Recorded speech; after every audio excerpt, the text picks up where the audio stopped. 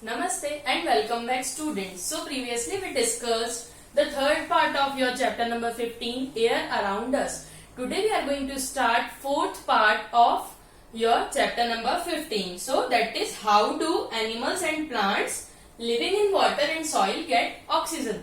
बेटा जो हमारा फोर्थ पार्ट है हम उसमें देखेंगे कि जो एनिमल्स और प्लांट्स हैं जो वाटर और सॉइल में रहते हैं उन्हें ऑक्सीजन कैसे मिलता है. Okay, so let's start.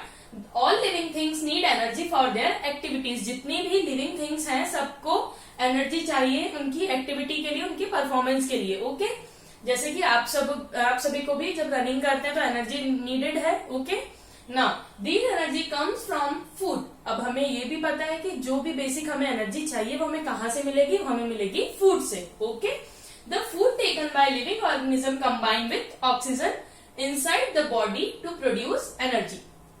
अब आपकी बॉडी में जो भी फूड गया है, ओके, जो भी आपने फूड इंटेक किया है वो किससे कंबाइन होता है बेटा, वो ऑक्सीजन से कंबाइन होता है और क्या होता है, एनर्जी को प्रोड्यूस करता है. सो ये कौन सी प्रोसेस होता है, दैट्स इज कॉल्ड रेस्पिरेशन. वो रेस्पिरेशन की प्रोसेस से होता है. Okay, living organism get the required oxygen in one or more of the following ways. अब जो लिविंग ऑर्गेनिज्म है वो रिक्वायर्ड ऑक्सीजन जो उन्हें रहती है वो क्या दो ज्यादा से ज्यादा मेथड से ले सकते हैं. For example directly from air. अब उसमें कुछ मेथड्स दी हुई है कि वो कैसे कैसे ऑक्सीजन ले सकते हैं डायरेक्टली फ्रॉम एयर. आप सभी को पता है कि हम जो ऑक्सीजन लेते हैं वो डायरेक्टली एयर से लेते हैं. Okay, the living organism living on the earth take in oxygen from the air during respiration. और ये आप सभी को पता है कि by the process of respiration आप ऑक्सीजन लेते हैं. Okay, carbon dioxide and water vapour produce during the process are given out. Okay, और फिर उस दौरान कार्बन डाइऑक्साइड और वाटर वेपर्स रिलीज होते हैं. Okay, birds mammals including human beings breathe in through lungs. और जो बर्ड्स और मैमल्स होते हैं वो सभी किससे ब्रीदिंग की प्रोसेस उनकी होती है, लंग्स से. ओके, लंग्स ऑर्गन है, आप सभी को पता है. अब जो सेकेंड मेथड है from the air dissolved in water. अभी हमने डायरेक्टली ली थी एटमॉस्फेयर से जो एयर में प्रेजेंट थी ऑक्सीजन. अब हम लेंगे from the air dissolved in water, means जो एयर वाटर में डिजोल्व है उसके थ्रू हम एयर और ऑक्सीजन लेंगे. Animals and plants which live in water such as fish breathe in oxygen dissolved in water. अब आपको जैसे पता ही होगा बेटा कि जो एक्वेटिक एनिमल्स है जो पानी में रहते हैं वो अपना मतलब ऑक्सीजन कहाँ से लेते हैं. तो जो क्या होता है, जो रिवर वाटर रहता है और सी वाटर रहता है उसमें जो आपका ऑक्सीजन है वो डिजोल्व फॉर्म में रहता है. ओके, तो वो किस में रहता है, ऑलरेडी वाटर में अवेलेबल होता है, तो वो वहां से रेस्पिरेशन करते हैं. और fish uses it's gills for breathing. और जो फिश है वो गिल्स की हेल्प से ब्रीथिंग की प्रोसेस करती है और रेस्पिरेशन करती है. Okay, when in water a frog breathe in oxygen dissolved in water through its skin. और जो फ्रॉग है वो क्या करता है, अपनी स्किन से रेस्पिरेशन करता है. Okay, while on the land it breathe out through the lungs.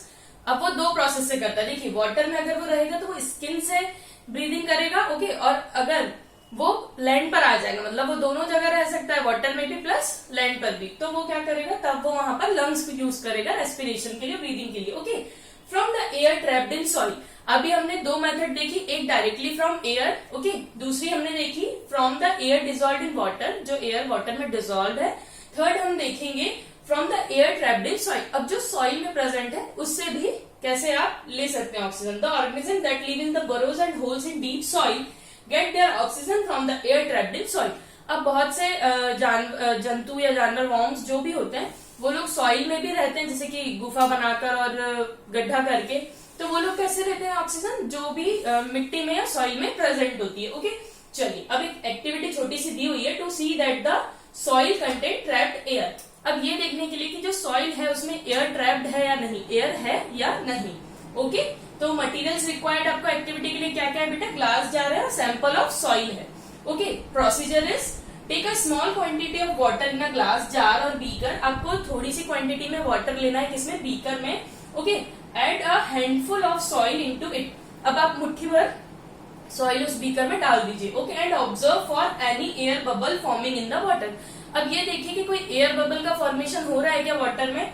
Okay, formation of small bubbles of air in water shows that soil contain some air in between the soil particle. अब जैसे ही आपने वो handful culture soil का लेकर पानी में डाला तो आपको कुछ छोटे छोटे से बबल्स उठते हुए दिखाई देंगे. तो वो क्या शो करते हैं कि जो सॉइल है उसने आपस में और उसके जो भी ब्लैंक स्पेसेस रहते हैं उसमें उसने एयर को कंटेन किया हुआ है, ट्रैप्ड किया हुआ है. Okay, conclusion, soil contain air trapped in between its particle, मतलब उसके पार्टिकल के बिटवीन में वहां पर कहीं ना कहीं एयर प्रेजेंट है, इसलिए जो सॉइल में जानवर जंतु जो भी रहते हैं वो लोग उसी से रेस्पिरेशन करते हैं. Okay, so student, that is the fourth part of your chapter number 15. In next class we discuss the fifth part. Okay, thank you.